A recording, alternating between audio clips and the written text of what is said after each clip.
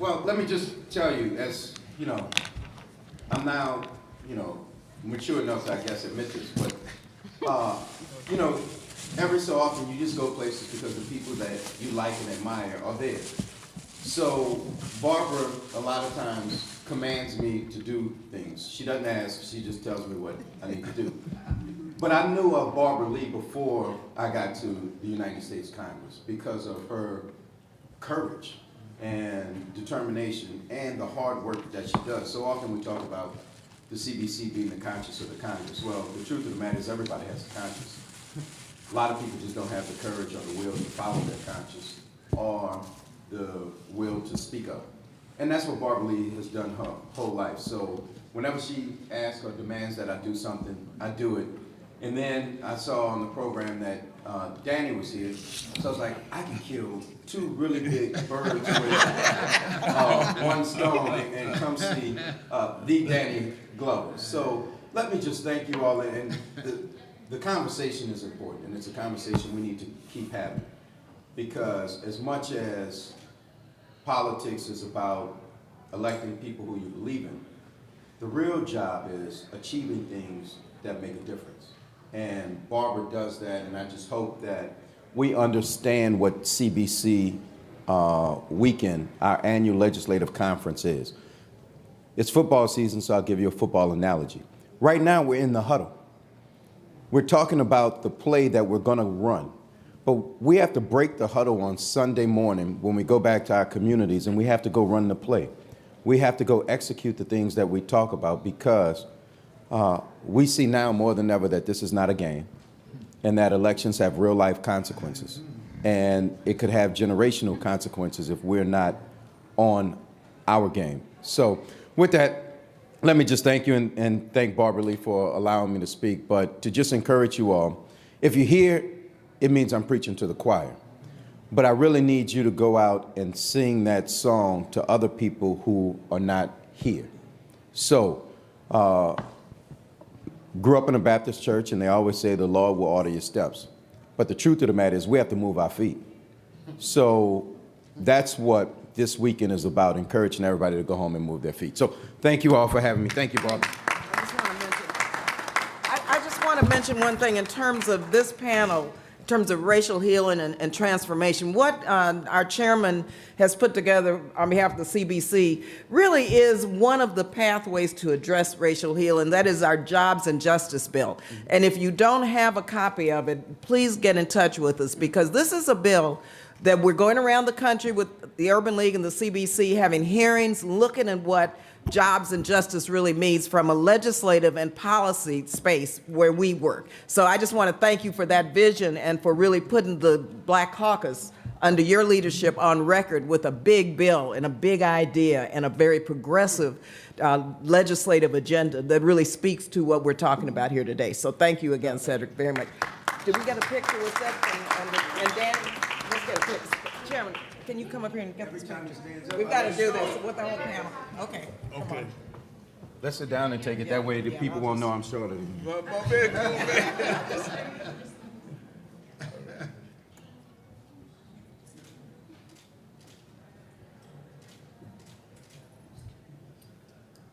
Okay. We need you to come shoot in New Orleans. Huh? We need you to come do some film in New Orleans so we can hang out. I'm always available. We'll work it out. We'll work it out. Thanks again.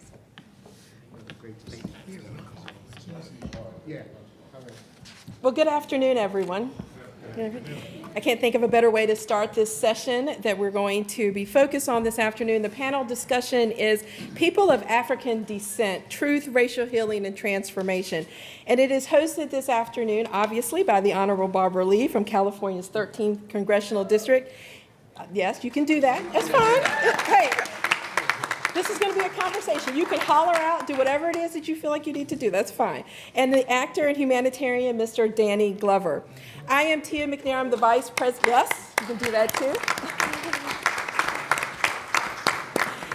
I'm Tia McNair. I'm the Vice President for Diversity, Equity, and Student Success at the Association of American Colleges and Universities. And AAC&U is a partner in the National Truth, Racial Healing, and Transformation effort that was launched by the W.K. Kellogg Foundation. And our role in that initiative is to launch Truth, Racial Healing, and Transformation campus centers at our colleges and universities across this country, because we believe strongly that we have a responsibility to educate and to prepare the next generation of strategic leaders and thinkers to dismantle this belief in our hierarchy of human value in this country that has been the legacy and the foundation for racism. So that is one of the reasons why I am deeply honored to be here today and to be moderating this panel. And before we get started, we have opening remarks. It's my distinct honor to introduce to you, obviously, the Honorable Barbara Lee. And she is our host this afternoon. She serves on the Budget Committee and the powerful, powerful Appropriations Committee. She is our advocate for ending poverty, HIV, but more importantly right now for today's conversation, to work towards racial healing and truth and transformation in this country. Thank you. Thank you very much, Tia, and thank you so much for moderating this panel and for doing the heavy lifting for us and for your tremendous leadership on behalf of our young people throughout the country, so thank you. Let me take one moment. I just want to first greet you and say thank you for coming, because this is a very important panel, very important discussion, and all of the panelists I have known since the day. And they were visionaries then, they were way ahead of their times then, and they're still way ahead of their times, but I think our time is coming now, thanks to you and thanks to our young people around the country. So thank you all very much for sharing your expertise, your experience, and your brilliance with our panel today. Let me also, Jonah, I want to introduce you and Dave. My grandson is here. He's the first year at Howard University. Jonah, would you please stand? And David from my district. They became friends when we were on our Martin Luther King Faith and Politics. Dave's from my district, Northern California. Jonah's from Southern California. And they're two young men. I mean, they're the future. And so they're here. They don't have class during this period, so they're not skipping class. They came because they had a break. So thank you so much. Let me just say a couple of things. First of all, this is the year of people of Africa, the decade of people of African descent. And that means not only in the African diaspora throughout the world, but also, guess what, here in America. And so Danny Glover, I want to thank you, Danny, because Danny has been our champion for justice, peace, inclusion, for really raising the issues of people of African descent throughout the world, but also at the United Nations. So he's our ambassador, and I want to thank you, Danny, for being here today and for really framing this discussion for us, because it's about time that the African American community here in America really become better connected to Africans in the diaspora, and we're doing that through this year of people of African descent. One announcement that I'd like to make that really talks about this intersection, and that is the Congressional Black Caucus has an institute, which is not part of the foundation, not part of CBC, but it's an institute.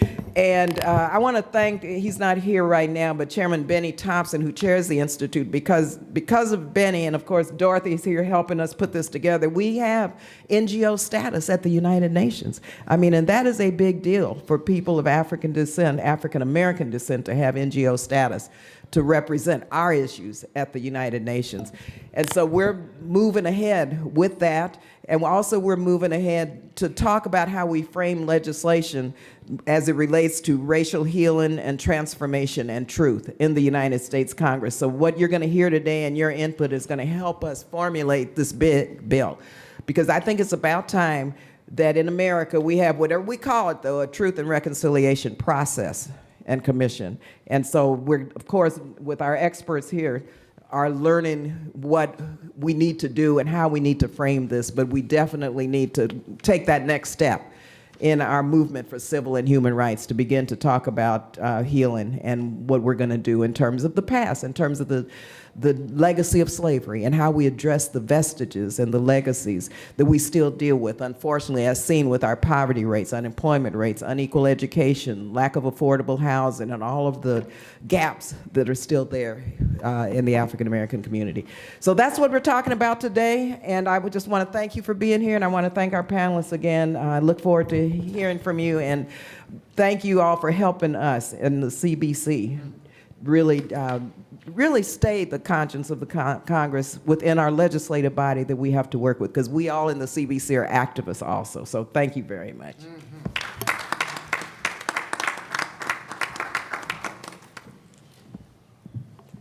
Thank you so much, Congresswoman Lee. We are now going to hear from our other co-hosts, the actor, producer, and humanitarian, Mr. Danny Glover. He's going to give his opening remarks. After he speaks, I will introduce the rest of our distinguished panelists, and we will begin our conversations.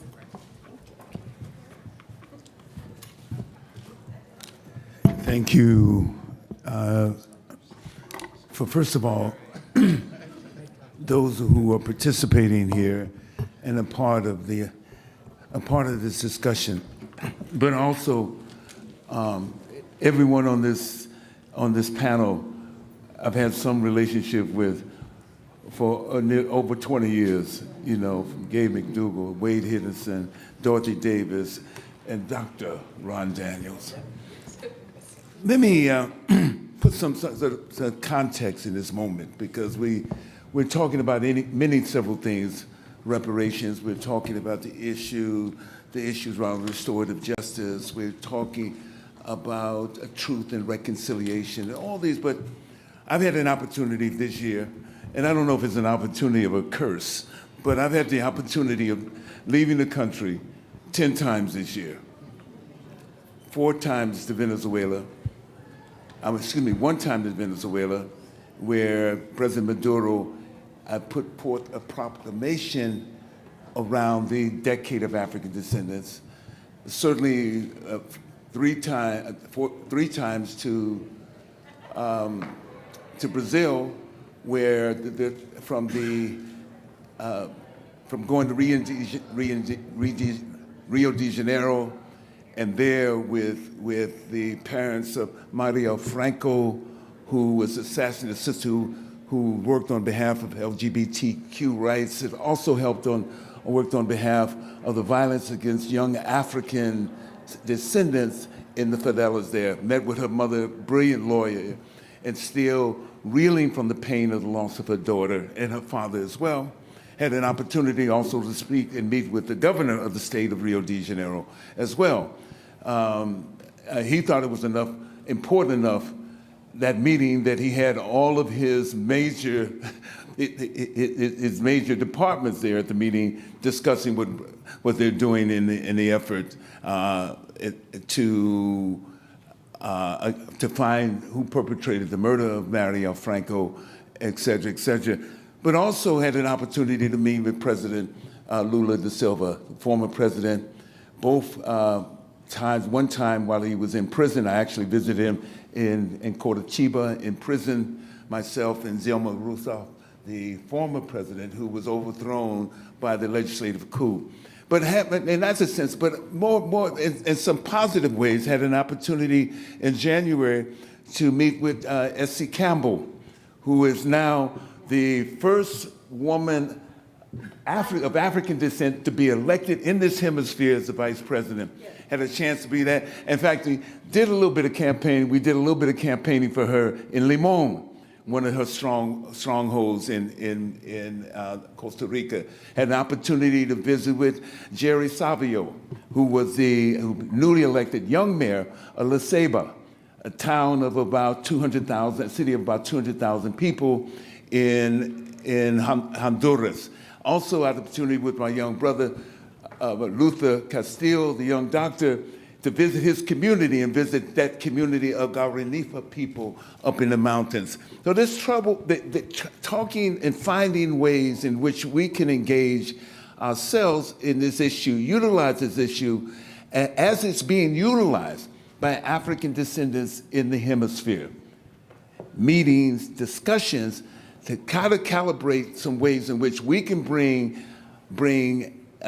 citizens here, citizens and legislators here, in connection with all these things that are happening in the hemisphere itself.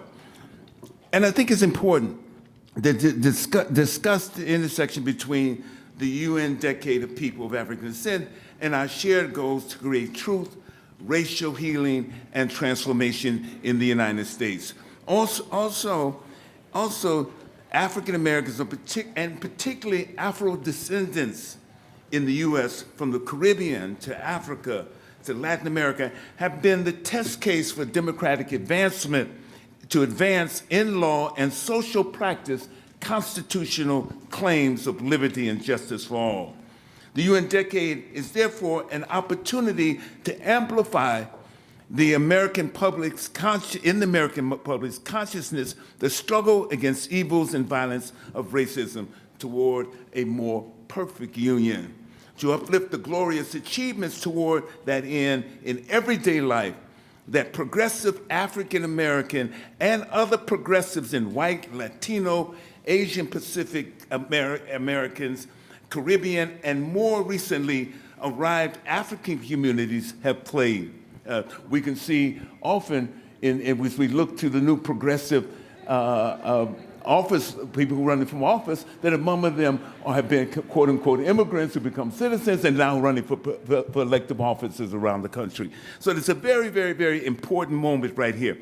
And the question is that, what other work did we do? How do we make this connection? And some of these relationships that I say, the young Alan Warren, a young leader in his community and also in Sacramento, also a real estate developer, and on the city council of Sacramento, has been talking about and using his influence, whether it is introducing a legislation in the city council of Sacramento to absolve, get rid of the boycott against Cuba, whether it's traveling through various places from South Africa and bringing delegations of other people and others to South Africa, to Costa Rica, to Honduras, and all over the region itself, to amplify, as I said, and most important, I want us to use this opportunity, not simply to have meetings.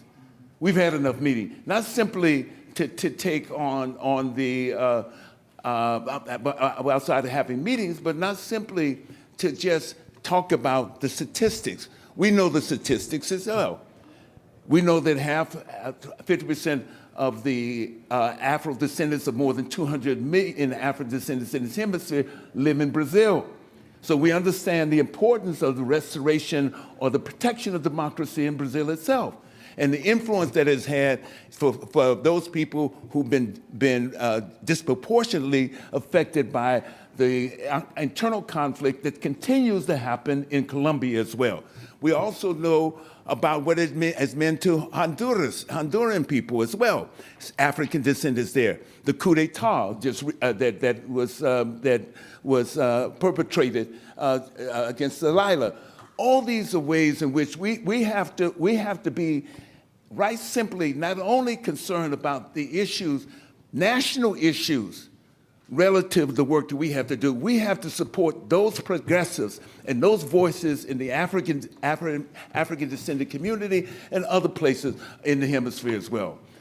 90% of African descendants live under the poverty line.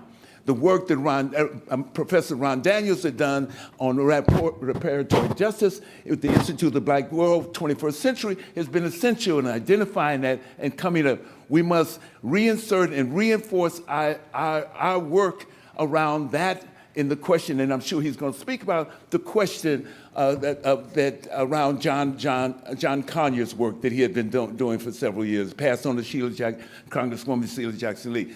These are the kind of things that we have to have. We got to have a public voice in that. We cannot simply expect our legislators to do that work. We have to raise that consciousness in our communities, in all the institutions in our Constitution. This is where we start right there. We know that it's an important electoral midterm period this time, a midterm election. So therefore, how do we use these midterm elections not only for the Democrats and progressive Democrats to reclaim the House possibly the Senate, but reclaim the House at least. How do we use that as a platform for raising issues of African descendants here in our communities which are being gentrified? Those communities are being gentrified in every major city in this country right here, but also as it relates to those who are doing the work and those other platforms in the hemisphere as well. Thank you very much. Okay.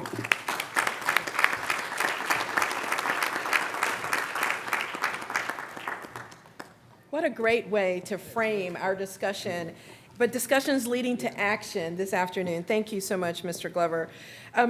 There is no question why we're here today. We're here to have a conversation that will lead to action. As he said, we're not just going to talk about the statistics. We are going to engage each other in this conversation so that we can move forward in the work that we have in place. And it's my distinct pleasure to actually introduce the rest of the panelists who are joined with us here today. You've heard Mr. Glover already reference some of them already. So we have Dr. Ron Daniels here, if you want to raise your hand. There you go, thank you. President of the Institute of the Black World 21st Century and convener of the National African American Reparations Commission. We have Dorothy Davis, President of Dorothy Davis Incorporated and the Diasporan Touch LLC. Thank you so much for being here. We have Wade Henderson. Yes, thank you. He is the Senior Advisor for the Leadership Conference on Civil and Human Rights. And last but not least, Gay McDougall, Vice Chair of the UN Committee. Yes, thank you. The UN Committee on the Elimination of Racial Discrimination. When you entered into this room, you should have picked up a copy of their full bios. They told me not to read them all this morning, this afternoon, so that we can go ahead and get started. I was handed a list that the European delegation and staff is here in the back. We want to recognize you. Thank you so much for being here with us. So I'm actually, if it's okay with you, because I can't see their faces and anything, is that okay? Yeah. Okay. Thank you. We want to make sure that this is a dialogue that we have this afternoon. We want to make sure that the audience, we get as much audience participation as possible. So I'm going to walk around in room. If you have a question that you want to make or a comment that one of our panelists said, please raise your hand and I will hand you the mic so that we can actually engage in deep reflection on what needs to be done. You already have one. This is great. Oh, this is good. Okay. I actually have a couple. And I want to acknowledge the fact that I'm from San Francisco and feel akin to Danny Glover. But I live in Oakland now, and Congresswoman Lee is my representative. And I work at a school. I was interested in this Jobs and Justice bill. I'm a social worker, so I teach a macro level policy class and was interested in maybe focusing on something like this for my entire class. That's the first thing. I also was the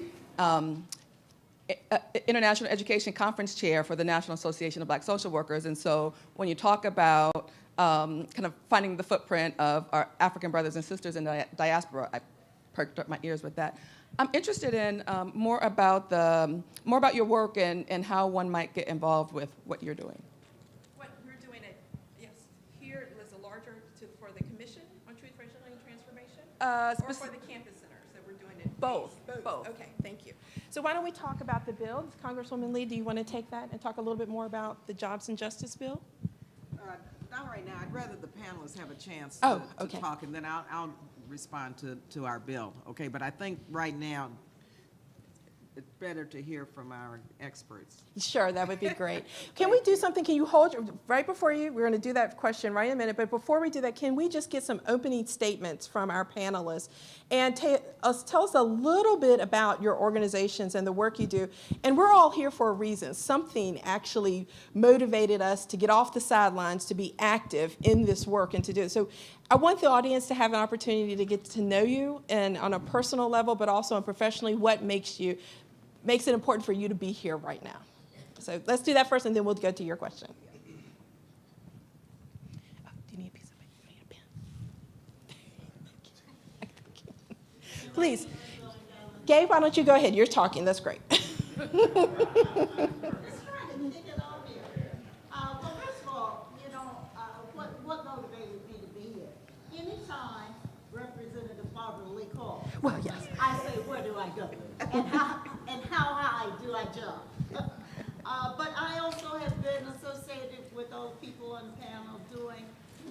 similar things.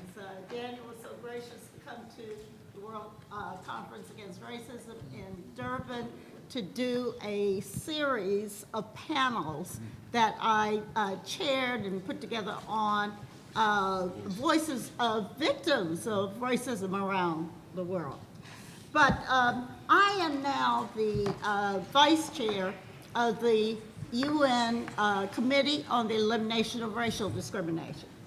And what we do is examine countries one by one by one on what they have done to meet their obligations under international law to fight racism.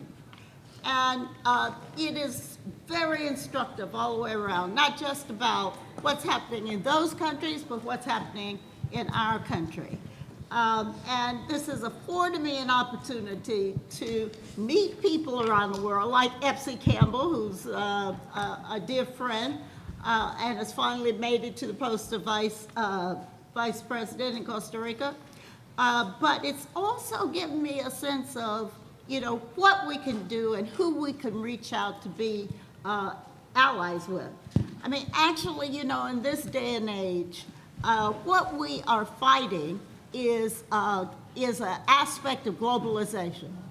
Right now, when we talk about, going to deal with company policies in terms of racial, well, these are organizations and companies that span, the borders of the world. They're not what we used to fight against. These are global entities, either on the corporate level and unfortunately on the national leadership level, as Trump is now able to reach out and make allies, as he has, around the world, and to instigate others around the world to take a very right-wing approach to, racial discrimination and to migrants. So, I mean, we're dealing with something that's different. And in order to be effective, we've got to have allies across the world who believe in the kinds of things that we believe in, who are trying to fight the same battles that we are trying to fight. And so that's why I have found, working in the context of the United Nations, to be instructive and useful. I learned in my years of being a part of the global campaign against apartheid. I learned from the liberation movements in South Africa how critical, the UN can be when it speaks with a unified voice, and you have gotten it to do what is necessary to elevate your struggle. So, much of my time has been trying to find ways that we can, grab hold of that sort of spirit, to understand the tactics that were used by liberation movements in Southern Africa, to get international community to focus in on what racism is around the world in the 21st century, and how much they lose, right? How much they lose by either having a hands-off approach, or unfortunately, with some of our national leaders all across the world, to feel that racism and hate speech now is not only no longer taboo, but you can get to be elected to the highest office in your country by using hate speech and by fanning the flames of hatred and fear as well. So, this is something that we got to realize is out there, and we got to deal with it. And I'm happy to be right now in a place where hopefully I can make some contribution in that regard, as well as looking at what's happening in our country. Danny mentioned gentrification. we're now calling it ethnic cleansing, because that is in fact what's happening on increasingly, intentional level. So I won't go on forever. I know that there are others who have fascinating things to say, and we want to have a conversation. Thank you, Gay. Thank you. Wow. Yes.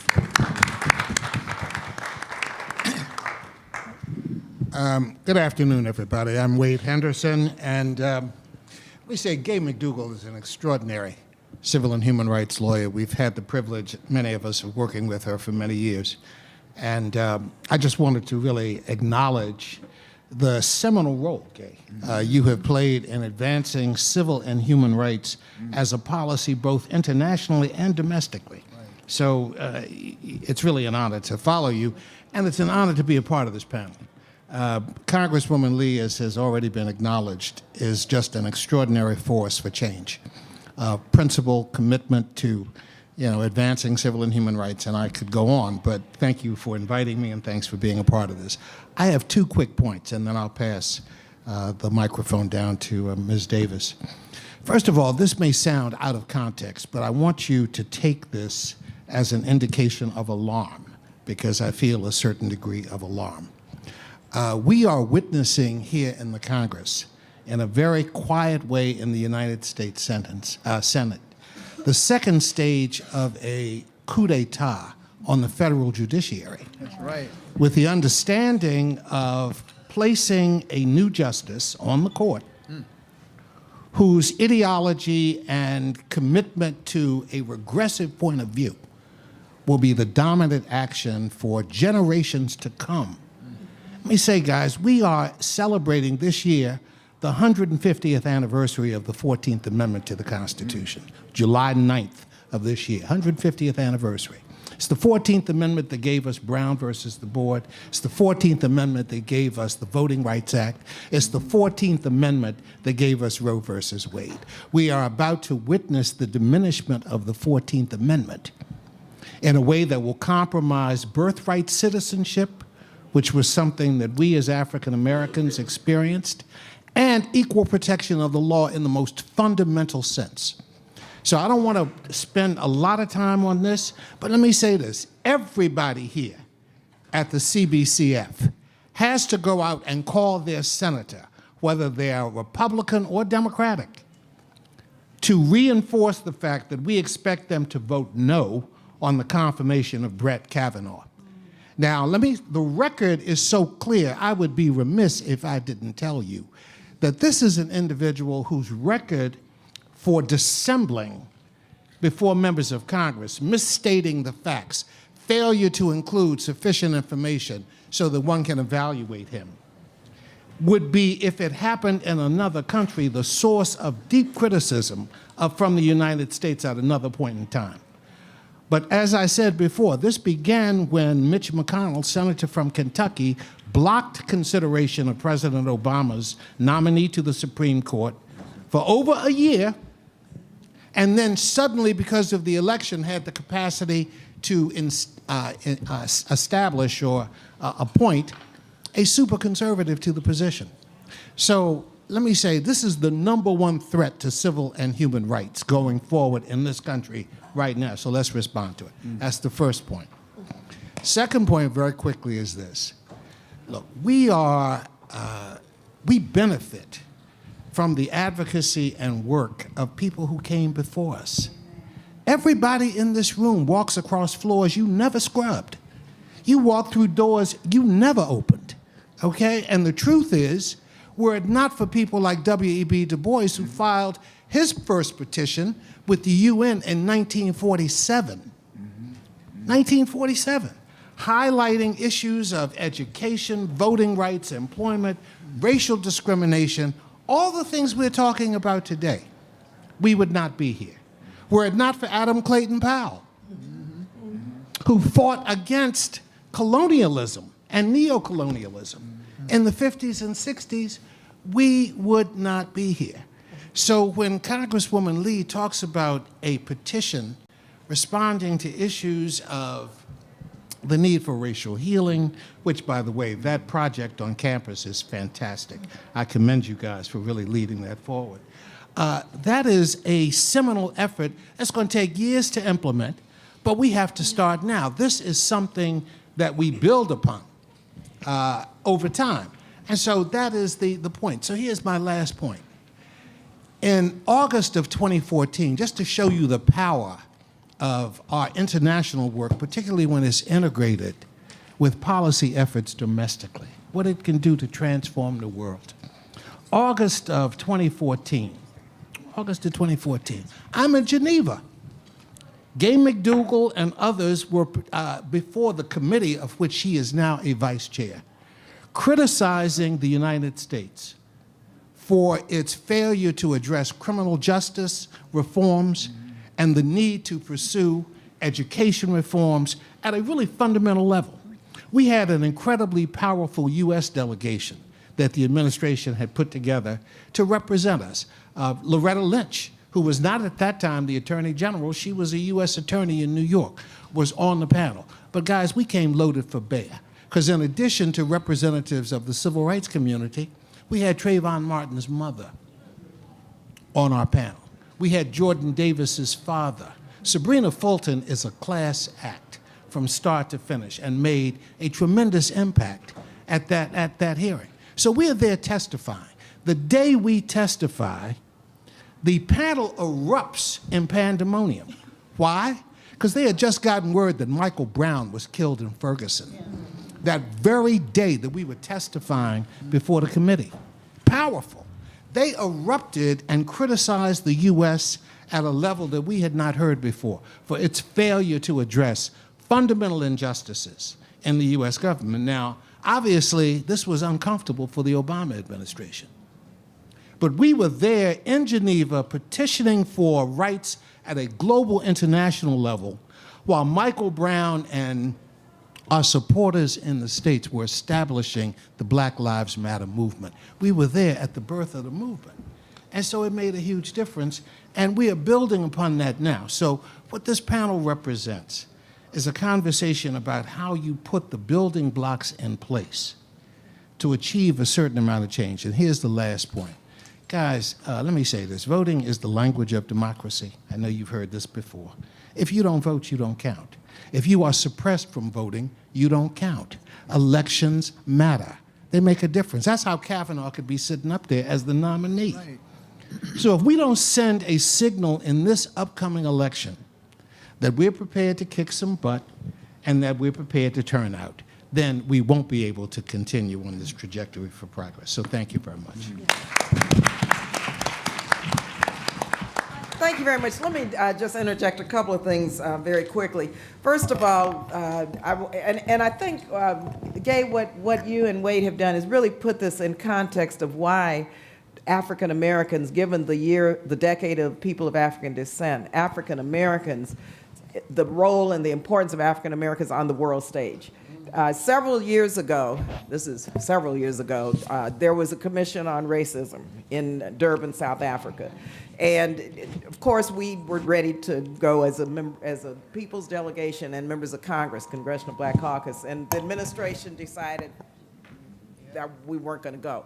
Well, myself, Congresswoman Eddie Bernice Johnson, Cynthia McKinney, there were 7 of us who designated ourselves as the official U.S. delegation. So we went anyway. And let me tell you, it was a very profound and important moment for African Americans at that conference, because here you had not only our experts and our activists, but you had 7 CBC members at a conference pushing back on what this administration had suggested we not do. But it was important because we were able to raise the human rights issues of African Americans in the world, on a world stage. Also, I remember, Gay, you had me chair a UN Commission on Minority Rights in Geneva at the United Nations. But you know what? Wade was there and others who talked about DC statehood and the lack of human and civil rights and voting rights and self-determination that has been not granted yet, will be taken soon toward statehood. Yeah, but you know, the rest of the world needed to hear that about what's taking place. So it's so important to shine some light on what's taking place in America on the world stage. A person who is our ranking member on the subcommittee on Africa, the Foreign Affairs Committee, is a woman who really understands this very clearly and constantly raises before the Foreign Affairs Committee the human rights issues of African Americans. And so it is so important that Karen Bass be here to say a few words. Former Speaker of the California Legislature, and after November, well, stay tuned. Good afternoon, everyone. It is my pleasure and honor to always stand next to my sister here. You know, people say to me when I go home to LA all the time, oh God, it must be awful in DC, it must be awful in DC. Really and truly, there's no place I would rather be than right in the center of the fight, because that's where we are here. But I also have the honor that I get to work with somebody, a shero in our country, like Barbara Lee, and our official representative to the United Nations. And speaking about after November, stay tuned on this one, okay? Because we need her leadership in the general Democratic caucus. So standing here before this panel of very seasoned fighters for our liberation, who have been fighting for many, many years, and it just seems like we make a step forward. And one thing that we've learned, and it's been a hard lesson, even though we know it intellectually, that we can fight and we can win, and it can be taken away. And so what happened in November of 2016, our country has been going through something that I know that I never actually imagined, but an administration, a second-generation racist, a person who I think has been demonstrated to the world is not even emotionally stable, who has set out to take 60 to 70 years of struggle and move it backwards. But we're not going to allow that to happen, because if anything that is going to happen out of this week, we are all going to go back and call everybody we know and tell them that this election, our life depends on it. And we have all learned that our vote makes the absolute difference. It makes the absolute difference. And who would have thought that we would be within weeks of 3 African Americans running for governor, with the one in Florida, Andrew Gillum, 4 points up with his Republican opponent. And so there is so much at stake in this election. And you were talking about international accountability. One of the things that Representative Lee and I have been talking about is that, you know what? When it comes to the next presidential election, we need international observers here looking at our election.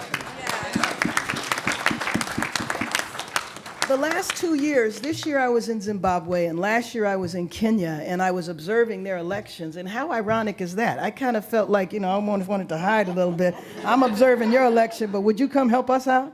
Because we need some help.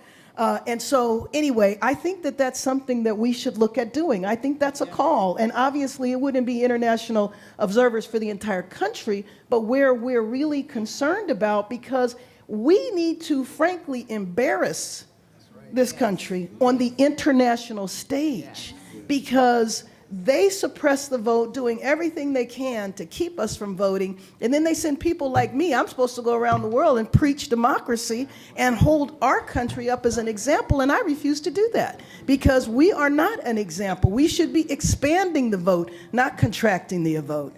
So there's one other thing that I want to mention that, thank you, that my colleague alluded to. I serve as the ranking member on the subcommittee on Africa, but that committee also covers human rights.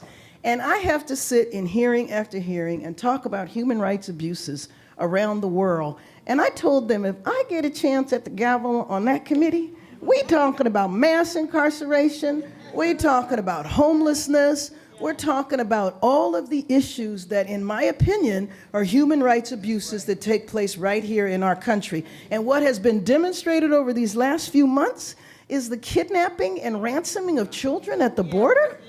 It's just one of the most egregious things that I have seen happen in my lifetime. And this morning, this guy, after he wakes up and decides that 3,000 people didn't die in Puerto Rico, He also says that he wants to take several $1,000,000 from foreign aid and send it to Mexico so that Mexico can deport Central Americans, as opposed to us taking responsibility for our role in the instability in Central America that led to people coming over here in the first place. That's where the foreign aid needs to go to.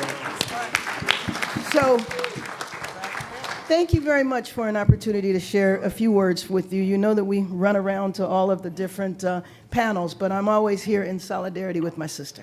Thank you so much, Congresswoman Bass. Thank you. Another reason why November is so important. Exactly, exactly.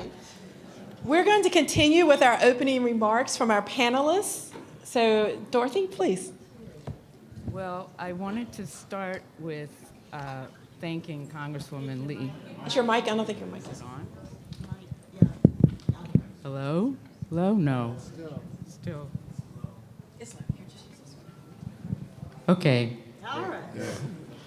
All right, we're good. I wanted to first thank Congresswoman Barbara Lee for inviting me to be on this panel.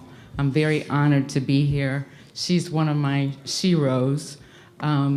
While working at UNDP, when the madness was going on about whether the US should invade Iraq and whether there were weapons of mass destruction and all of that was going on, she was the only one who stood against what Bush wanted to happen. And I really, really appreciated you doing that. On my part, because I was in the UN at the time, the person, the investigator, the UN investigator, one day I bumped into him in the hallways, and I said, I just personally have to apologize for my country for what they're doing, but I just had to do that. And he looked at me like I was nuts, and I said, no, I really do have to tell you that. So anyway, that's one aspect. Another aspect is that I'm enjoying working with CBCI on bringing the vision of establishing a program at the UN under the ECOSOC status that CBCI has gotten, so that the voice of African Americans can be heard. On humanitarian issues. They hear them on political issues, but on humanitarian issues. And I bring that up because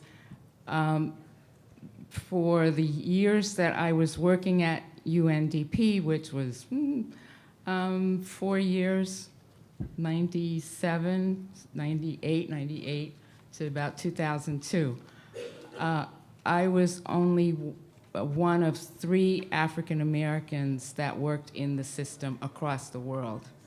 And so that is a problem in terms of getting our voices heard or our experiences shared throughout the system and being part of the policy making. Danny and I have a history together.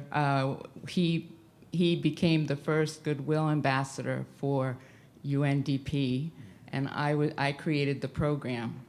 And so we did a lot of things together, and we worked on issues of poverty, of HIV/AIDS, and a whole host of issues, trying to bring the message of the UN out, and also changing things that were going on in the UN system. So I bring these pieces together to come back to what started me down this track. I had no choice starting down this track because I'm the daughter of a Foreign Service officer. I was born into it. And I was born in Liberia. I was raised in Nigeria and Tunisia and Switzerland. And I learned the impact of US foreign policy in the countries that I lived in through my friends, my schoolmates, my world, and had a different kind of lifestyle. I grew up in those countries. They shaped me before the US shaped me. I had one instance where my dad and mom wanted me to go to school in New Jersey. We were representing Tunisia. We were representing U.S. government in Tunisia. And once the school said, yeah, bring her over here, we'll take her. And when my mom showed up at the office, they said, no, we can't take her because she's black. And so my dad was like, well, I'm over here talking about democracy and land of the free and all of that kind of stuff as a U.S. government official, and I can't get my daughter in school in New Jersey. And so those are kinds of conflicts that I've grown up with and have been able to bridge the issues in Africa or Caribbean or wherever I am outside the country with the issues here. I find it stupendous that the UN has come up with the International Decade for People of African Descent. That has taken a lot of work to get there. It was not an easy task, but it is there and is something that can bind us across the globe in finding out what our commonalities are and how we can reshape our own narrative. In the case, I want to bring one more thing back, which is the World Conference Against Racism. Because I grew up in USAID world, I knew there was racism in development. And so when the conference was being talked about, UNDP was saying, we have nothing to do with racism. And so I was saying, no, I don't know how you can say that because you are the essence of racism in development. And so I kept pushing them and pushing them and pushing them. And so finally they said, okay, we'll go to the racism conference. And I put together a panel on racism in development. And Danny was on the panel along with Nadine Gordimer and Rigoberto Menchu. So it's a time now to address all these issues and to find our common ground and to build our new narrative. Testing. Is this one working? Thank you, Dorothy, please. Is this one working? Can y'all hear me? Yes. Okay, wow. Whew. Wow. Well, first of all, I wanted to not only thank Congresswoman Lee, whom I've worked with for many, many, many years for this panel, but I want to uplift her staff because Congresswoman did an incredible job sort of working on this and reminding us and so forth. So let's give it a round of applause for the staff for the work that they do. Again, my name is Ron Daniels. I'm president of the Institute of the Black World 21st Century. And the essence of the Institute of the Black World 21st Century is the idea of collaboration and convening. In fact, our sort of mantra is cultivating a culture of collaboration to heal and empower black families, communities, and nations. The essence of that is collaboration. And so at this stage in my advocacy, I used to say the autumn is now winter. I'm focused on the idea that one of the key issues that we have in the black community is an incredible amount of fragmentation of people who are doing good work who are not really sufficiently in communications with each other. In that regard, there are a couple of programs I would cite quickly. One is that the Institute of the Black World 21st Century does work around mass incarceration, the war on drugs. We've built what we call justice collaboratives of organizations in 3 cities, Washington, D.C., Philadelphia, and Pittsburgh, that have not normally been meeting with each other, who come together 3 times a year to exchange 4 times a year to exchange ideas and to do joint work, because very often that doesn't happen. So it's not a radical idea, but it's an idea that we think is profoundly important. Well, I'm going to mention 3. The other is an institution called the Pan-African Unity Dialogue, which I think Dorothy had an opportunity to attend at least at once. The Pan-African Unity Dialogue is a formation which is comprised of Afro-Latinos, continental Africans, Caribbean Americans, and African Americans, because reality is in this community, we're in the same space. We're not necessarily communicating and working with each other. We meet every 4 months to collaborate, to exchange information, including dealing with issues of the UN decade and others, to talk about how we can move forward in an effective way. The final one is the National African American Commission on Reparations. This is, again, a collaboration of both new actors and veteran actors coming together to talk about how we move the agenda of reparations forward. Why do I do this? Hakeem Adabuti, my dear friend, poet, playwright, political activist, said we've been doing this all our lives.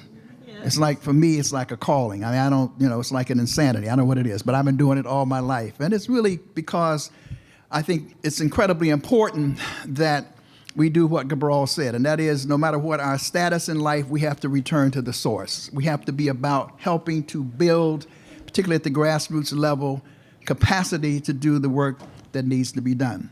I quickly just want to, before just really racing through a number of comments, I'd be remiss if I did not acknowledge a couple of people who work with us in IBW. Don Rojas, who's a legendary figure, who's was the Director of Communications for Maurice Bishop, People's Revolutionary Government of Grenada. His wife, Karen. Barbara Leonard Dunstan is President Emeritus of the National Association of Black Social Workers, also convenes the IBW Black Family Summit, is with us, as well as Rosalind Prudhomme, our Executive Assistant. Also want to thank Danny for the work that he does. And, because this is not personalizing it, but it is to say that, there are people who use their talent, who use their celebrity, if you will, in order to do just what Cabral talked about, returning to the source, to use it as a way of effectively motivating and organizing our people. So I think we just owe an incredible debt to Danny Glover, who almost never says, people have to stop him because he just won't stop. He's an incredible asset. Let's give it up for Danny Glover one more time. I just want to quickly say a few things. One, the UN decade, as was previously stated, does give us an opportunity to amplify. I mean, it's an opportunity. I mean, it's to amplify these issues in a way that's already in some ways been discussed with people of African descent across the globe.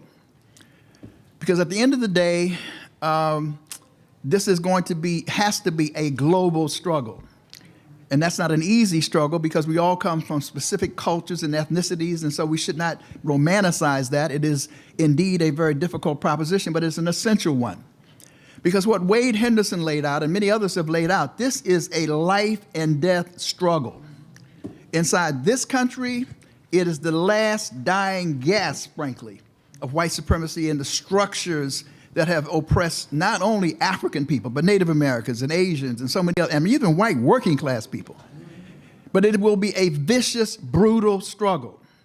And so we have to be prepared for that. And of course, unfortunately, we had to learn the lesson in the last election that elections do matter. And so we have to be prepared to move forward on that premise.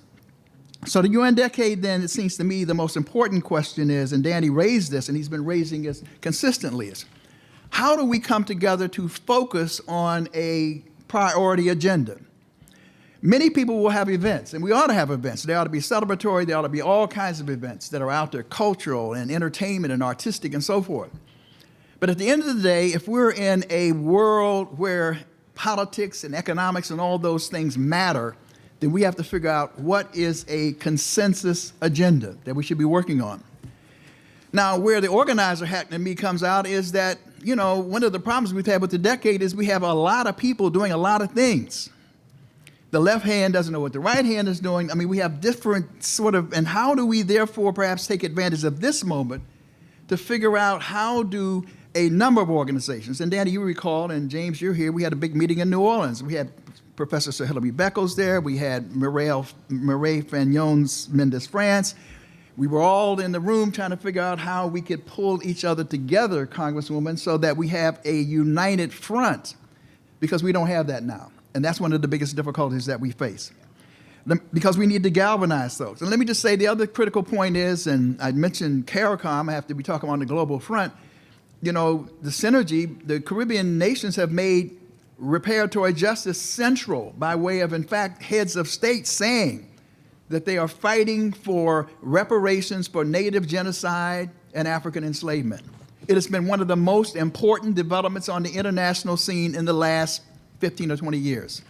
And we've been able to play off that. So that's how we created the National African American Reparations Commission. That's why we developed a 10-point program around reparations, because at the end of the day, in my humble opinion, the time has come for reparatory justice, not only in this country, but throughout the world. There is no healing without reparatory justice, period.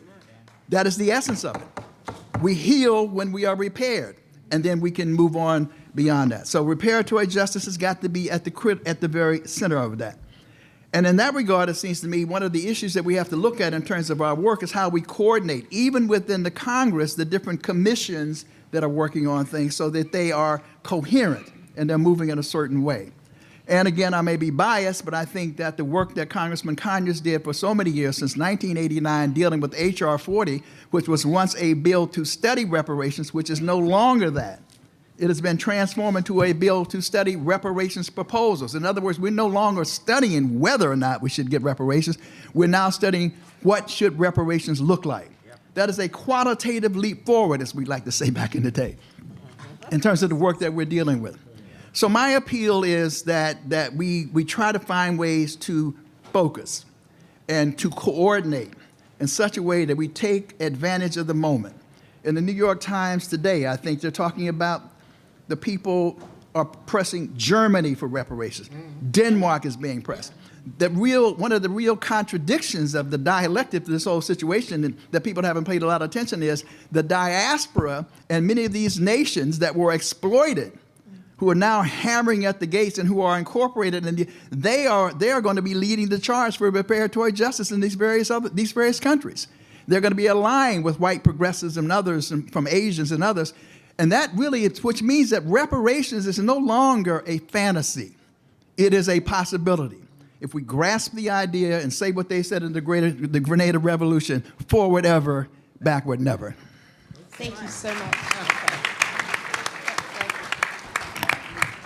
I'm going to have to run. You know we're still in session. But first of all, let me just thank our panelists for those very eloquent words, but also for really laying out an agenda and a prescription, because I'm thinking now of Sankofa in the Kan language of the Ghanaians, you know, a mythical bird looking backwards. In order to understand our past, in order to learn from our past, we need to do the Sankofa so we can move forward.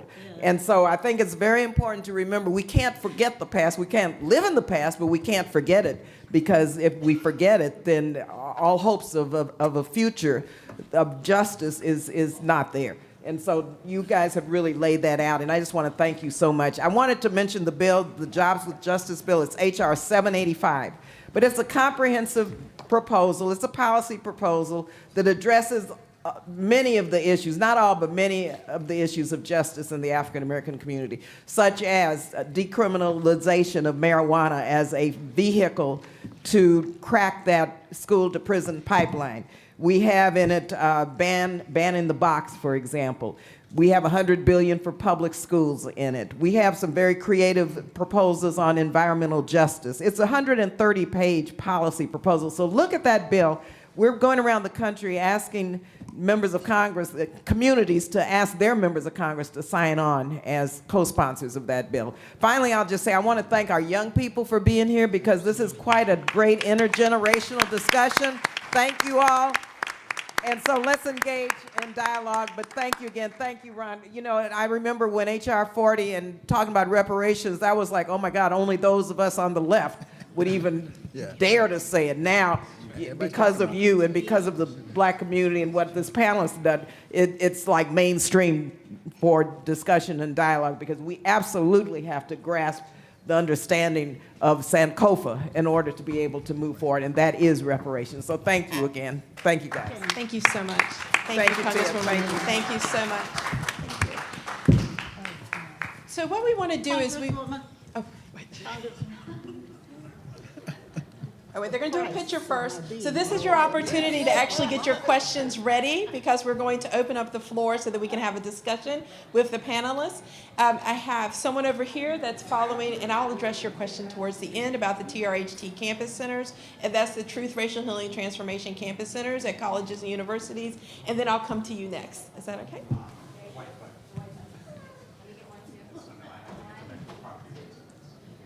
So while they're doing that, can I just say personally, thank you for everything that you all have done to just, as you said, lay the groundwork for people like me and all the others in the room to be here, because without you, we wouldn't be here. So I am deeply humbled and honored to be in your presence and to actually hear and be able to learn from you. So thank you. Can we just say thank you? Okay, so right here, we have a question. Please say your name. Hello, my name is Amber Polk. I'm from the city of Beaumont, Texas. I also go to Howard, but I'm in the grad program. And I do have a question, the concern of what us younger people can do. So I'm very passionate about fixing the injustice in the educational system, as well as bringing the certifications that also exist for Black Americans. And I often feel like I don't really know, besides voting and calling senators, what to do to propel the movement forward. So is there anything that y'all would suggest to younger people, like what can we do to? It's a great question. That's a great question. Oh, praise the Lord. No, it's just and let me just start by saying, HU, you know, okay? So, yeah, right. So, look, a great question. I'm working on an issue right now with an organization I'm affiliated with called the Center for Responsible Lending. And they work on things like predatory lending and mortgage scams and all kinds of problems that are huge. The issue that we're looking at now is student loan debt. Student loan debt. Guys, student loan debt is rising as the silent killer of the American dream. I'm telling you that those of you who are in undergraduate school now, those of you who are in graduate school now run the risk of carrying a debt load that will prevent you from buying a house for the first 10 years you're out of school, will not permit you to develop a family and to invest in your future in the way that's necessary. And what I have found is that when students really understand how vulnerable they are to that debt load, they approach it with passion because it affects them directly. So what I would say is educate yourself. That's just one issue that has long-term implications for you as a student and is affecting our entire community. We got $1.4 trillion nationwide in student loan debt. And Black students from HBCUs, young men and young women are catching hell. I'm telling you this. So the only thing I could say is find an issue about which you feel a lot of passion and invest your time in helping to understand it so that you can educate those in power about what they need to do to respond. And student loan debt is a good issue because it has real implications for what you're doing. If I could just piggyback on that, because I think that is absolutely a critical point. And you know, being able to get a college degree is the entry to all that the U.S. Has to offer, and we're falling back. You know, there aren't many jobs now where you could get to be middle class without going to college. There used to be, you know, I mean, but all of those industries are no more. So that's a very important thing to get quality education. I would also point out that you know, as we look at it, we're amassing information now, so we don't have all of the statistics, but, you know, we are a country that's moving back to the point of debt bondage, you know? And it's not, it's college education, but it's all sorts of other things. The number of people, Black people in this country that get, you know, called into jail for debt for medical expenses that in the end are quite limited, might be quite limited. But, you know, they wind up being hauled in for what is generally a minor debt. The major cause of bankruptcies in this country comes from medical debt. You know, I mean, we're in one of few countries in the world that's an industrialized country that doesn't have a free and high quality, medical plan. And it is really quite crazy, but that is where we are. But it not only leads to poor health outcomes, it leads to crushing debt. So I think we have to think about that. Even, you look at what happened in Ferguson. This is also another thing about the economic rights issues that are really, crippling us. Ferguson, a city government, and there are many more, where the local governments are financing themselves on the backs of poor black people who are being criminalized, in essence, for being poor, right? For sleeping on the streets, for, spitting in the parks, for driving while black.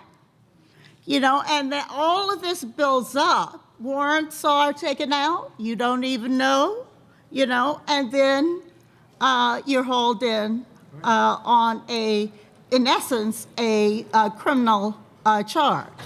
So, we got to focus. To me, the issue of economic rights, economic and social rights, are critical for us to grab hold of, and always have been. This is the thing that split the civil rights movement. We got civil and political rights, but we didn't get economic rights. That's where it makes the difference. So I would add that we got to look at all the ways in which debt is winding up, pulling people in our communities back, and it's part of the prison pipeline. Mm-hmm. I just want to mention one thing, though, about an opportunity for young people, because it is important that we find ways for younger people to get experience in the international forums. There is a fellowship program that has been inaugurated as part of the UN's effort on this decade of African descendants. So this is a fellowship program for people, individuals of African descent, to be able to spend time in Geneva at the UN there and interact with the special rapporteurs, with the working group on people of African descent, et cetera, to understand where we stand in the world and in the global context. So I just want to say it's there, and that, people should find out about it, see how you can apply for it, and you got to use everything out there, go through every door. I don't have the microphone, but I think you can hear me. I'm going to use my cheerleader voice here. We have another question right here, please. Good afternoon. My name is Atoya Deans, and this question is in particular for Gay McDougall. Earlier you mentioned that you learned a lot from the liberation movement in South Africa, and I just wanted to know what aspects of that movement do you feel would be most effective now in, at the very least, diminishing and more optimistically eliminating the effects of racism? That's an interesting question, good question. Well, as I said earlier, I think that, particularly the African National Congress, but others in South Africa, developed an approach to and sort of a skill in focusing international public attention right where they wanted it in order to leverage their movement in South Africa. And they used the UN very skillfully in that regard. So there are a lot of learnings in that respect. But I think the other thing that I found of interest was how then they went about shaping their new society and developing the ideas not only of what they were against, but what they were for. And once they got power, how were they going to create some sense of equality among everyone there? How are they going to address the problems of the past that were created by apartheid? Now, I'm not going to say that they were totally successful in doing this. They certainly ran into a rough patch, shall we say. But nobody ever said that the road was going to be flat. But, you know, they have principles. They developed principles about leadership, about equality, that they were not in the early days afraid to put into practice. For example, quotas. You know, if you had a panel of people like this in South Africa for a period of time, you had to have somebody from every single, community group. You had to have women from every, they weren't afraid to say, I got to have this and this and this and this, which somehow we have been led to believe is a terrible approach. But, I mean, in general, I would say one of the things that I've learned from many countries is that they're not afraid of quotas. They're not afraid of saying, okay, let's cut this thing so that there is an equal share or equitable share. And that's the way we're going to stop this war, that we're going to do, build our society, et cetera. So I think there are a lot of things to learn from other countries. Nigeria, I think, has a lot of lessons for us to consider. Even Canada, there are a lot of countries where Canada is a country where there was a great divide initially based on language. And, so you got two essentially white communities in battle with each other. And, so their solutions of how they were going to divvy up that pie are very interesting, and we should take a look at them and trot them out and wave them in front of people, because they were not afraid to say that, okay, French people get this, English people get that, and then we're going to find a way to bring us together. So that, in Canada, it's a bilingual community now. And that is a message of healing. So I could go on. We have about 8 questions over here, so we're going to be, yes, please, Dorothy, go ahead. I worked a lot with liberation movements. I did my master's thesis on the Turnhout Conference in Namibia, which became Namibia, and learned a lot from, what's his name? The guy, Ben Gurirob. Because he was head of their of SWAPO in New York. So I learned a lot from him. And also over the years, and I think I would start even with Nkrumah, I think what we miss when we talk about what they do is what they learned from us here. A lot of them went to school here. They were treated as any other blacks would be treated. They knew our story here, and obviously they also had lived their own their own situations in colonialized countries. And I also think that the power of Ebony magazine during those periods of time, when they would write stories about what was happening in Africa, what was happening here in Jet, I mean, this is when Ebony and Jet were doing something in terms of talking about issues. And if you talk to Hage Geingob today, president of Namibia, he will tell you that he read those stories. And he identified, and then he also went to see Malcolm X up in Harlem while he was a student at Fordham. You know, I mean, so we don't quite grasp I'll call it that kind of underground railroad that happened between African Americans and Caribbean. So I just want to bring that up. It's all connected. We just don't talk about it.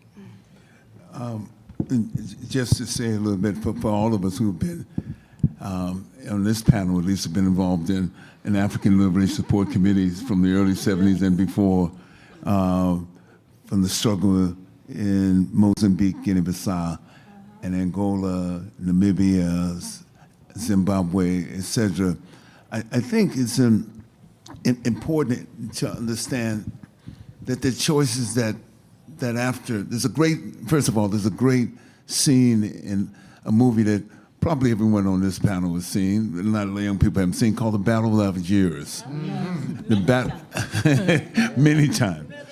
And it's the struggle for the Revolutionary War, the war for independence in Algeria. Of course, France always thought that Algeria was a part of France, not just some independent country that had its own history and everything else. But there's a moment when one of the leaders in a scene, I'll never forget that, he talks about the various stages of a revolution, beginning a revolution, moving forward on the revolution, and then also winning the revolution. And he said the most difficult part is taking over governance, the most difficult part. And a lot of things that we look at now and understand that there are critical choices in that governments have to make at a particular point. It's just not to apologize for them. We all remember in 1994, at the victory of the ANC, there was the presentation of his redevelopment plan. Remember, we probably all had copies in our archives of it, you know what I'm saying? This whole redevelopment plan that the ANC put out, which concluded nationalizing the natural resources, nationalizing the mines, nationalizing the banks, et cetera, which they were never able to fulfill. And we know there are a number of reasons, and real reasons why they weren't able to do that, and why they had virtually abandoned that. That came out of that redevelopment came out of first the Freedom Charter. So the history behind it, Freedom Charter of 1955, where South Africa belongs to all of us. All those things are important to understand. And for young people to understand, it is very critical. We have a group here that has been through it, not only nationally, but internationally, who supported committees and been part of committees and everything. Understand the history. Understanding the history and having a critical analysis of the history is often critical and is very important to understand. When we're talking about the New Jewel movement, and we're talking about the various other movements that we've all been a part of, and understand when we say what happened, and a lot of us are saying what happened, understanding the pressure that's put on them, the different kind of pressure that put on you when you have take over power of governance than certainly when you lead a liberation movement with all the ideas and all the kind of the history of that bring you to that moment. Real quick. I just want to speak quickly on a couple of points to amplify them, particularly for this generation, which is a little bit different. You mentioned Theo Ben-Gurion, and so the UN certainly was important, but the other thing that was critically important was there were representatives of the liberation movements in this country. I mean, there was active engagement, right? So we knew each other, right? The second thing is, in this period right now, is for young people to reach out to other young people across the world. Friends of the Congo comes to mind as one organization. Africa Rising is another organization that's coming up. And see, you have what we didn't have. You have social media. See, it's much easier today to connect with people than we had to find a different way of doing that. And my final point, the sister's now gone, is that and Kwame Ture, somebody was telling me the other day about Kwame Ture. He talked about organizing, but he also said, be part of an organization. Don't see this as a heroic individual effort. I mean, and it's difficult. So it's always good to get a few like-minded people. And if you can't join an organization, then create a group, a band, your posse, whatever you want to call it, of people who are going to work together, because it's difficult. You succeed sometimes, you fail very often more than you succeed, but that familyness that you develop in terms of a bond of your friends working on things is what kind of gets you through. Okay, so I just wanted to throw those quick things in there. I would like to add that I think you put your finger on one of the conundrums of the movement today. There are obviously lots of different outlets and resources for information, but we're going to have to establish a certain, without making editorial judgments about who's good, who's bad, establishing a list of emails and newsletters and websites that might be informative of the kind of work that we are doing collectively and others. So perhaps one of the charges coming out of this workshop would be to ask Congresswoman Lee to spearhead an effort within the CBCF to come up with a newsletter, periodic, twice a year perhaps, that helped to expose our community to some of the consensus most important issues of the moment, as well as providing outlets for information, the newsletters, the links to other information, so that we can have a common basis of knowledge and build on that. I think that she is obviously a trustworthy source of information and a venue. And I think asking her to take on that responsibility, obviously with the assistance of many, she's going to have to be staffed for this. But I think it would be helpful in communicating and responding to your particular issue, which I think is really important. Let me suggest maybe an easier way to do that, and that is for maybe her staff to put together a list of websites, because all of this information winds up on somebody's website. So you want to, get a list of the websites that talk about our issues here, and talk about the connections that African Americans are making with progressive, communities around the world. I think, in fact, we could put together a list of websites and distribute it. And it could be part of the work of the Truth, Racial, and Transformation. Sure, absolutely. Yes, exactly. That's one of the reasons why we're here, is trying to make the connections between what we've learned from the UN decade, International Decade for people of African descent, Yes. and what we're trying to do here in the United States, and what Congresswoman Lee is trying to lead with the creation of the Truth, Racial, and Transformation. Yes. So that is so important to think about the resources that are necessary to move forward. We have another question over here, sir. Maybe we could have 3 questions at a time? Yes. That'll give people more chance to talk. Yes, because we have about 3 questions. There were a couple people over here that had a couple, one, and then one over here. Yes, please. First, I just want to thank, that's pretty loud. First, I want to thank the members of the panel for being champions for democracy here and abroad. And we've heard a lot of things about collaboration. We've heard a lot of things about making your mark on the current time, which is helpful advice for a college student. My question is, collaboration requires a level of tension. Dr. King says that there's a tension that is both healthy and necessary. So my question is, how do we create that tension that, really helps us keep going forward, really helps us to, grow as a person? Because that tension is ultimately what's going to help your organization, yourself, create the change that you want to see. So how do we, not be afraid of that tension, not be afraid to argue with our friends and help them understand your point and help them, better understand your point. So how do we, not run away from that tension? So we'll hold that question. Oh, We're gonna get another one, and then so whoever's gonna answer that first. I'm gonna take that okay? one. Ron is going to jump on. Ron, good. Let's jump on that one. All right, good afternoon, panel. First, let me just say, my name is Taylor. I am a CBCF fellow. This has been something that I've been wanting to get involved with for a very long time. I was one of the only African Americans at my college who was involved in the African Student Association and caught a lot of flack for it, nonetheless. So I just want to know, when we talk about these reparative justice movements, and especially getting them to be more global, where do you foresee those movements coming from? Is it college campuses? Is it outside community groups? Is it young? Is it old? Where do you reasonably foresee those movements coming from? You want to go ahead and start with those two questions, please? So, Ron? Oh. Yes.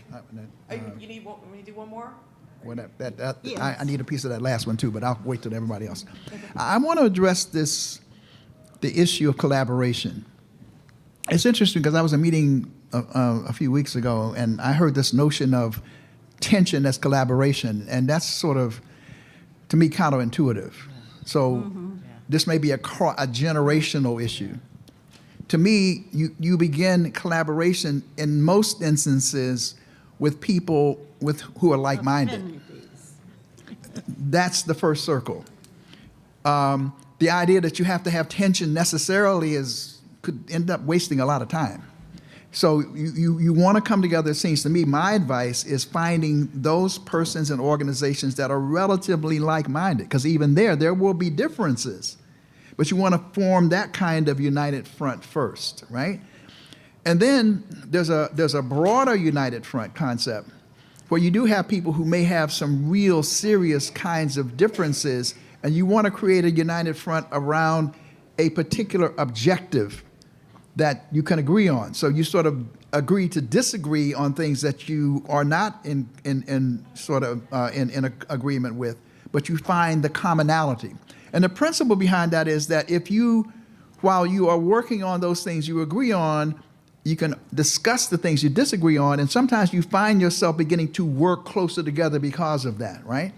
But I would not advise sort of starting off looking to create tension to build a collaboration. What King was talking about was that when you're dealing with a movement like Gandhi or King, yeah, there's creative tension. You may be nonviolent, but the fact that you are engaging the adversary means that there's going to be tension. His soul force notion was that you don't hate, that's his position, you don't hate that, you find ways to figure out how to agree.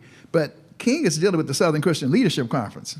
Now, they're having their internal discussions about strategy and tactics, to be sure, but they are a collaboration because they're already like-minded. The creative tension is really with the adversary.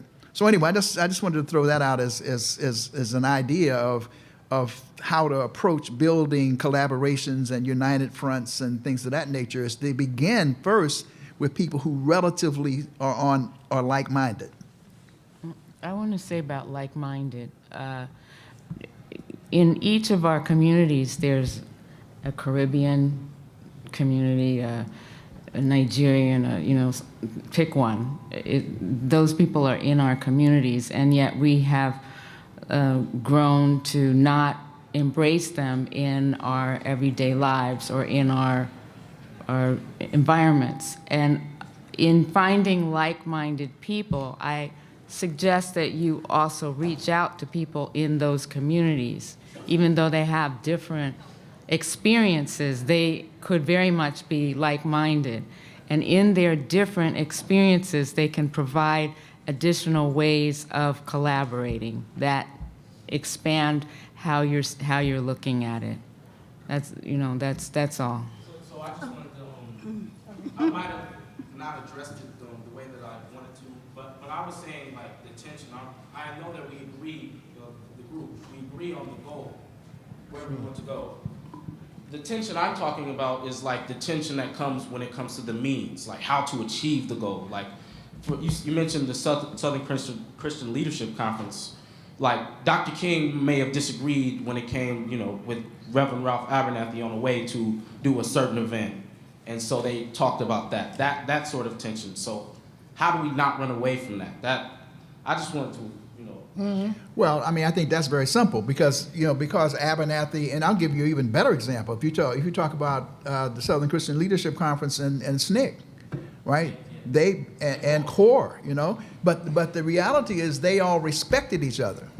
And in fact, one of the great things about King, frankly, this man was remarkable in his lack of ego in that regard. I mean, he didn't take it personally that he and Kwame Ture and others had differences. They respected each other. So that's sort of the baseline. If you respect each other, you may even decide to go different ways as you're approaching a common objective in terms of your tactics. But that mutual respect becomes important in terms of building. Because if people don't respect each other, then it's a different kind of equation. Right. Then it's like organizing in such a way that your power sort of enables you to move forward, irrespective of what the obstacle is. But in many instances, people are sitting around the table, like Dorothy is mentioning, we have this Pan-African Unity Dialogue. We bring all these different people together from these different constituencies, but we reached out first to those people who want to achieve what we want to achieve, right? There's some people in those communities who don't want us to sit around the table. Right. They don't think it's a good idea. They think the blacks and the Latinos the Caribbeans are taking away from the black people and the Africans. So we're trying to figure out those who have a common vision, and even then, we're still gonna have that creative tension you're talking about, how do we proceed? But that respect has to be there. Once you have that respect, it makes it much easier to move forward. Well, I'm just going to be real quick about that. The National African American Reparations Commission, through the Institute of the Black World 21st Century, has the most extensive online resource center of anywhere in the world. This man right here. So if you go to the website ibw21.org, you can spend hours upon hours upon hours educating yourself, learning about the global reparations movement, what's happening in Europe, what's happening in Colombia. Danny Glover and I and James have been to Costa Rica together. Danny's been many other places, some of the conferences that we've had, debates and discussions. So ibw21.org, and go to the Reparations Resource Center, and you will find yourself immersed. And then you can also sign up to become a reparations advocate. Thank you. We're going to actually take one more question, and then I'm going to take the privilege of having the last question. All right. We did prepare a list of questions for the panelists because we want to talk about the next steps and actions that we're moving forward, and what you've heard today, and the responses and the questions, and then even how you've engaged with dialogue with each other. Where do we go next as policy actions with the TRHT Commission? What's going to happen? So I'm putting that out there as a primer before we go to the next question. Hello. Hello. Hey. Hello. All right. My name is Dennis Carty. I'm a sophomore and going to South Bronx Community Charter School. My question is, as high school students looking to go to college and being black or Latino, how should we operate in society to get to where we need to be? How should you operate in society? Oh, brother, that is a wow, a super challenging question. Because I will say that your generation of young brothers and sisters are confronting challenges that from those in my generation we didn't face. I mean, the prevalence of gun violence alone has injected a level of uncertainty into your life as a young person that did not flow to me during my age. Now, I'm not saying that there weren't guns on the street. Of course there were. But the gun violence epidemic, the pandemic that we're experiencing now, had not materialized in the same way. And so it was different. Obviously, the whole drug epidemic that saturated inner city communities for a period of time, a decade, changed the character of what it meant to grow up. And I will say now that the criminal justice system, which was corrupted badly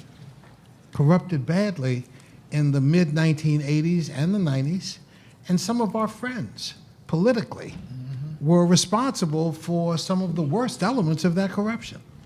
Nonetheless, to have young men in particular, black young men, Latino young men, and now increasing numbers of young women being sucked into the criminal justice system has had a profound impact on what it means for your generation to grow up and to go through the cycle of establishing a family or a relationship, employing, having employment and maturing in your job. Those things have been badly affected by what has gone on. So reparative justice, in part, begins with understanding the nature and dynamic of the problem. When we were younger people, there were, writings of people who inspired us to learn more about the circumstances of the time. A book like The Autobiography of Malcolm X was mandatory reading for young high school students, college students, to just understand the dynamic. Today, I would recommend a book like The New Jim Crow by Michelle Alexander. Not here in the room, I'm not promoting her, I know her and know her well, but the book is a survey that gives you a sense of how the criminal justice system operates in the global sense and how that, comes into effect. Slavery by Another Name gives you a sense of the history of how, after slavery, mandatory forced labor on plantations was the precursor to what we're seeing now in the criminal justice system. So educating yourself would be important. And then recognizing that there are some issues that both are directly affected by this and are policy questions of today. So for example, the long-term struggle over the differential sentencing between crack and powder cocaine and what it meant for the black community was one of our struggles. And now, you have the effects of what those criminal justice things have put in place. Here's an example of a relatively mundane issue, but I think is critically important, and I'm spending my time working on it. And that is trying to get Pell Grants for young men in prison because they don't have them. And they were cut off in 1994, and it meant that kids coming out don't have a way of going to school. And so, if you're really looking to engage, what I would recommend as a first step is, first of all, keep yourself safe to the extent that you can. I know that sounds, bland and crazy, but keep to the extent that you can. Don't walk around with that sense of anxiety and fear constantly in your mind. But at the same time, don't do provocative things that put you at risk. We so fear that we're going to lose this generation of people like yourself who are talented, who are sitting here absorbing information, and we're so glad to have you. And first and foremost, we got to keep you safe. Secondly, I want you to, yes, stay in school, but not for the sake that some people have said. As Gay has pointed out, you have no access to the middle class without some paper credentials, brother. I'm just being frank. So if you don't have a high school diploma, you are in deep, deep trouble. And if you have one and don't have some sort of post-secondary education, that too becomes problematic. And moreover, the likelihood of your being able to stay safe is improved by your, I hate to say it, being in school. You see all these kids being shot in school, that would seem to belie that. But I'm just saying, school is an important conduit for you. So those are my only real observations. And I just so appreciate the fact that you have that inquisitive mind, that you really want to figure out where you are and how you stand. That's why I'm so impressed with all of you young brothers and sisters who are here.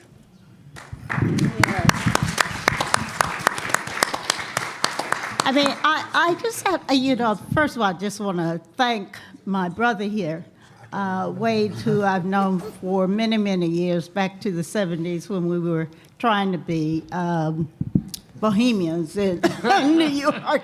But I think that what he said is so crucial, his advice. I would just add one little thing, not so little, but anyway. After you study what the problems are now. I think, you've got to create your vision for the future. And I think that that is what we at our age are looking for you to do, most of all. When we were younger, when we were your age, we had a vision. It may not have been, in all points the right vision, but I'm not sure it was that bad a vision. And we were all reading the same books, actually around the world. Everybody read, Roots, and everybody read, And so we were developing a vision that was, had international integrity, let's say. And actually, you are in so much of a better position to do that now than we were, because it's easy for you to collaborate, as Ron says, with people your age around the world. You don't have to just rely on Jet and Ebony. No. There's some other things. Don't. But, this is the thing that I was most impressed with as I worked with the liberation movements of Southern Africa. It was their vision of what a society built on equality would actually look like. Not just those words, but how you build it. And I think that is what attracted people of my generation to the liberation movements in Southern Africa. I mean, we started talking about, Ujamaa villages, and we all went to the Ujamaa villages in Tanzania because we ran into a brick wall in the civil rights movement here. It was a brick wall that was created, by, the FBI, whatever, by very hostile forces within the government. But nevertheless, we got to a point where we said, we got to look broader for vision and inspiration as to what actually we want to build here. And that, I think, is how we all actually initially reached out to the world. Well, we need for you to do that now. We're passing the torch to you. Because your world will be so different from anything we could imagine. And we are excited about, you're taking that challenge on. So that's what we're looking for. That's what we think you ought to think about. I had the opportunity to meet a young man who has been in the news quite a bit lately. And I met him at a friend's house. And when he started, he began to talk about what he was reading and his understanding of Wretched of the Earth, Frantz Fanon. No. His name is Colin Kaepernick. You may know him, yes. Colin Kaepernick. So this young man is reading Wretched of the Earth. Has some sort of extended relationship, another relationship that he's trying to work through. Yeah. Work through. We're still working through Yes. it. We're right here sitting up on this panel working through it, listening to you and working through it. But it's a symbol of that. The books that all the material that we still read. Yeah. We still read. Not simply reading, trying to understand the past in relationship to this moment right now. And certainly the two books that Wade mentioned, you may have heard, not Slavery by Another Name, by Blackman, writes for the Wall Street Journal. Yeah. Southern boy decided, I can't figure this stuff out. I can't believe what I've heard. I can't believe the storyline. Yeah. And figured I did all the research and connected up, not only the museum here, but Brian Stevenson's Yes. whew, Yes. Legacy Museum. If you get down there and saw that, connecting slavery to Jim Crow to mass incarceration, Yeah. which is the same thing that Michelle does in her book.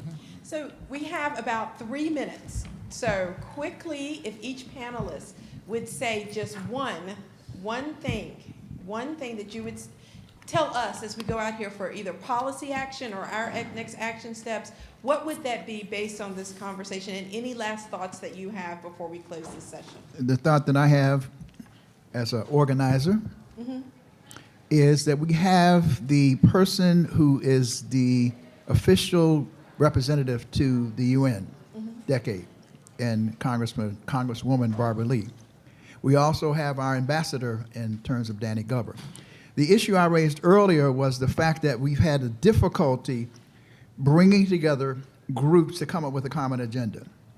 So my recommendation would be that with the support of these people at this table, and certainly we in IBW would be supportive of them convening, because they have the auspices to do so, a gathering of groups who are working on the decade so that we can begin to talk about how to come up with a action agenda that people can do whatever they want to do, but at least they say these are 6 or 7 key, or whatever number of key priority items that we will commit ourselves to. That would be my recommendation. Thank you. Thank you. Ron, who's next? Who wants to speak next? Well, I think this CBCI is trying to do something like that, but it's good that you're saying that. So. Well, I'm only saying it because there's a lot of people trying to do that. No, I know, Right. they're trying to become the platform where this could happen. Okay. That's all I'm saying. All right. Dorothy? Okay. Okay, so repeat the question. Next steps. If it's a policy recommendation, an action step, something for us, what would you say would be the next thing, if you had to prioritize anything? I know that's difficult, but. I would say focus on, oh goodness, my mind is going in 10 different directions. Okay, for me, the biggest obstruction to all of this is Trump. And I feel like in some ways he's opened the door for all this madness to happen and to resurface. And in a lot of ways, he's showing the belly of the beast of America, and that this is what we've been grappling with all these decades.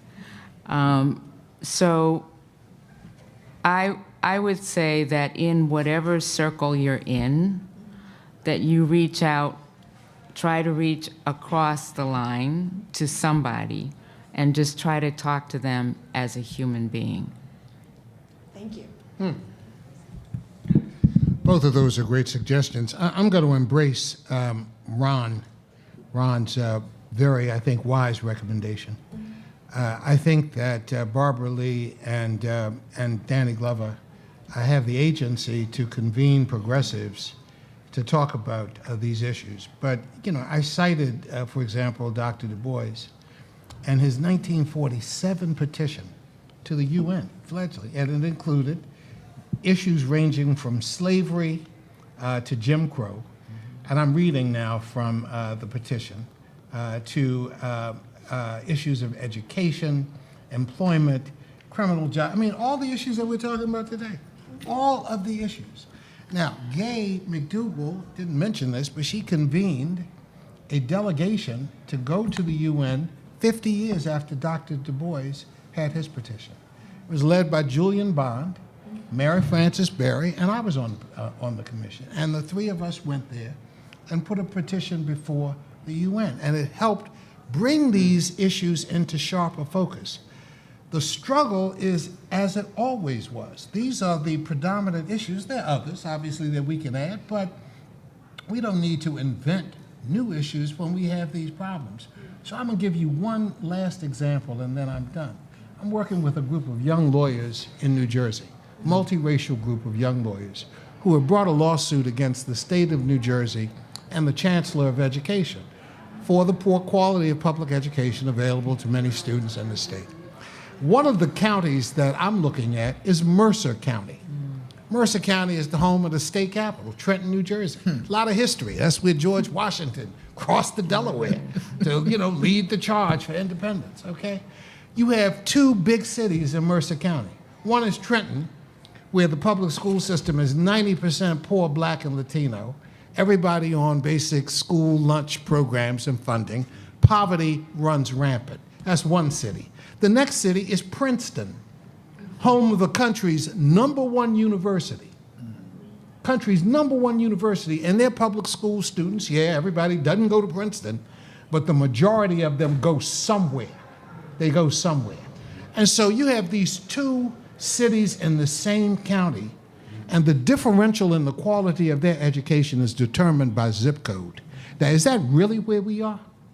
And can't we really think of a better way of organizing ourselves toward a more pointed outcome?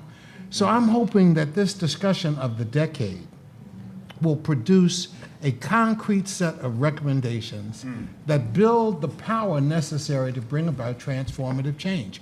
Reparations is a huge part of that. And we are working our way toward a general acceptance of that principle, thanks to Ron and others, and I think it has made a huge difference. But I support his recommendation. Yeah. We have to be quick because there is another group coming in, so please. Okay, I'm going to be very quick.